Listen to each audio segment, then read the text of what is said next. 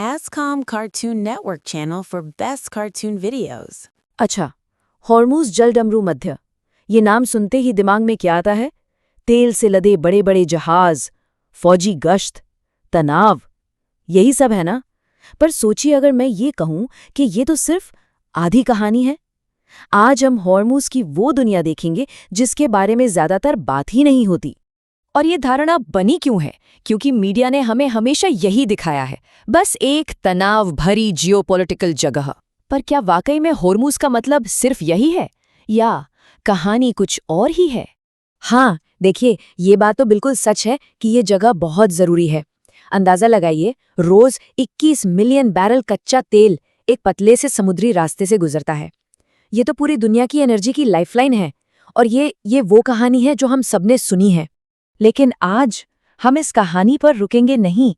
आज हम तेल और तनाव से आगे बढ़कर उस दुनिया में झांकेंगे जो अक्सर इन बड़ी बड़ी हेडलाइंस के पीछे छिप जाती है। अब जरा यहाँ देखिए, एक ही जगह की दो बिल्कुल अलग तस्वीरें। एक तरफ है हेडलाइन हॉर्मूज, मतलब geopolitical choke point, oil super tanker, military tension, और फिर दूसरी तरफ है अविश्वसनीय हॉर्मूज। यहाँ क्या है? इंद्रधनुषी नमक के पहाड़, गर्मी को मात देते मूंगे, पुराने विंड कैचर्स और एक ऐसी भाषा जो दुनिया में कहीं और है ही नहीं। है ना कमाल? तो चलिए कहानी की शुरुआत इसी अविश्वसनीय हॉर्मूज से करते हैं। सबसे पहले देखते हैं कुदरत का वो करिश्मा जहाँ जिंदगी ऐसी मुश्किल हालतों में पनप रही है कि यकीन करना मुश्किल हो जाए। देखिए, फारस की खाड़ी का पानी दुनिया के सबसे गर्म समुद्री इलाकों में से एक है।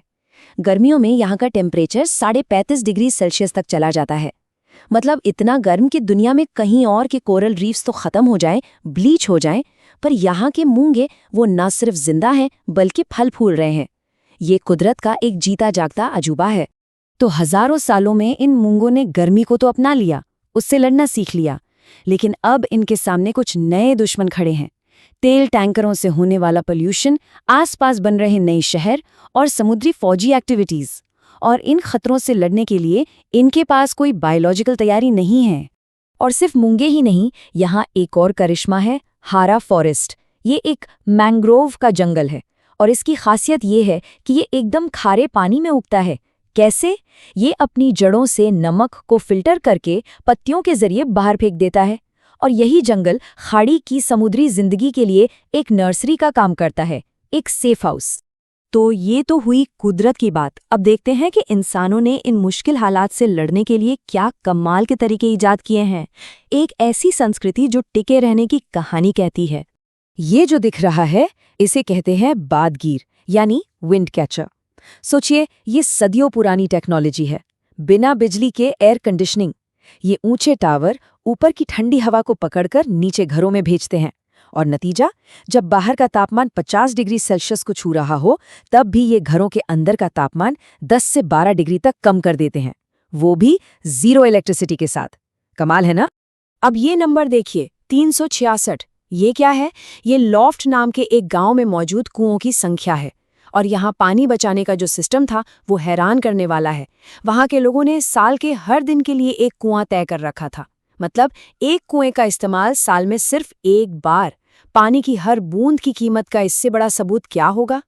और बात सिर्फ पानी की नहीं है, ये है लेंज बोट्स। यूनेस्को ने भी इनकी कला को मान्यता दी है। जानते हैं खास बात क्या है? इन्हें बनाने का कोई ब्लूप्रिंट नहीं है, कोई किताब नहीं है।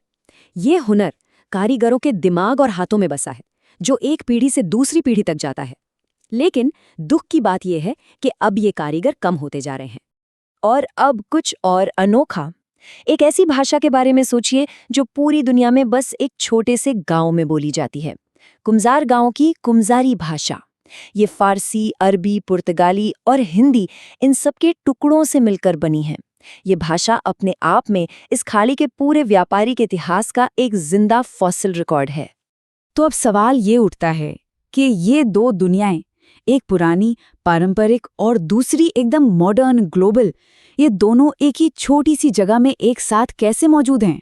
एक तरफ है जमीन का स्वाद, मतलब यहाँ की लोकल सच्चाई। लोग गलाक नाम की एक लाल मिट्टी को अपनी रोटी में मिलाते हैं, उसे एक मसाले की तरह खाते भी हैं और बेचते भी हैं। सोचिए जरा, वो सचमुच में अपनी जमीन को, अपने द्वीप की मिट्टी को खा रहे हैं।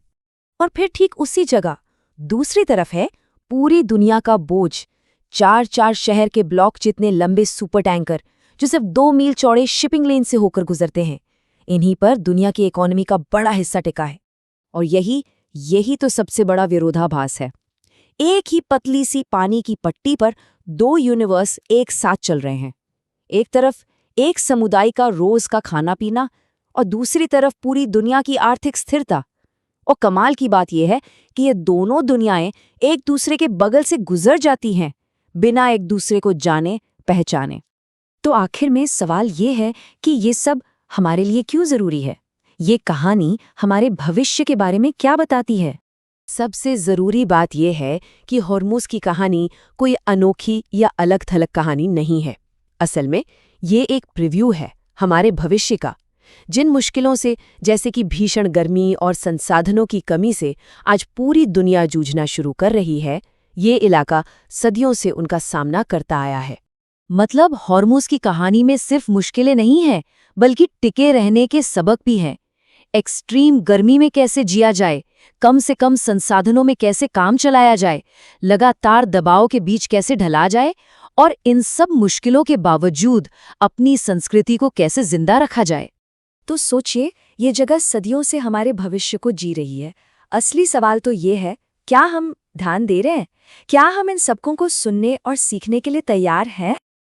अगर आपको स्टोरी पसंद आए तो सब्सक्राइब करो एंड बेल बजाओ सो नेक्स्ट स्टोरी के अपडेट आपका पास पहुंच जाए।